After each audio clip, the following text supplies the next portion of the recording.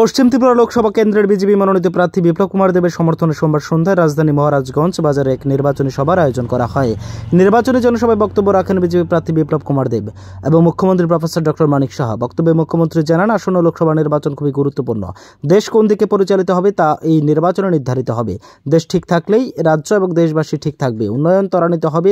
বর্তমানে প্রধানমন্ত্রী নরেন্দ্র মোদীর নেতৃত্বে দেশ সঠিক পথে এগিয়ে চললেও বলে জানান মুখ্যমন্ত্রী প্রফেসর ডক্টর মানিক সাহা। এদিন কংগ্রেস এবং সিপিএম বিরুদ্ধে তোপ ডাকেন মুখ্যমন্ত্রী। তিনি বলেন, রাজ্যের মানুষ কমিউনিস্টদের পছন্দ করে না, কিন্তু কংগ্রেসের ভুলের কারণে রাজ্যবাসী কমিউনিস্টদের আগলে রেখেছিল। 2018 তো মোদি স্প্রে দেওয়ার কারণে কমিউনিস্টের সমাপ্ত হয়ে গেছে।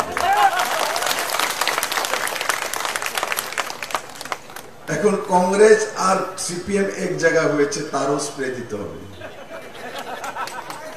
দিতে হবে না? কে কে হাত তোলো? দিতে হবে, সঙ্গে দিতে হবে। স্প্রে এখান থেকে নিয়ে যেতে হবে রাজীব বাবুকে। মহারাজগঞ্জ বাজারে পাওয়া যায়। আমি তো চিন্তায় ছিলাম যেখানে বসতে পারবো কিনা, ভাষণ দিতে পারবো কিনা। পরবর্তী সময় দেখি মহারাজগঞ্জ বাজারে ব্যবসায়ীদের যে বুদ্ধি, এই বুদ্ধি 25 বছর কোথায় ছিল? এগুলো আগে করলে সিপিএম এতদিন থাকতো না, আপনাদেরকে জ্বালাতন করতো না।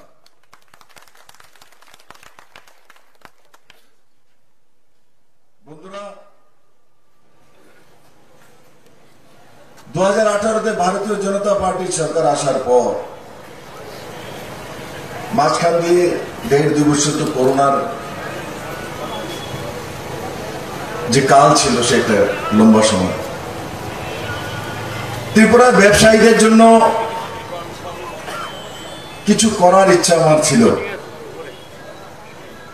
আপনাদের খেয়াল আছে কিনা জানি না, আমি যখন ত্রিপুরার ব্যবসায়ীদের, ছোট ব্যবসায়ীদের নিজের পায়ে দাঁড়ানোর কোন ব্যবস্থা চিন্তা করছিলাম, ওই সময় মাননীয় প্রধানমন্ত্রী স্ট্রিট ভেন্ডারদের জন্য। Bureau report, S Bharat live 24 hours.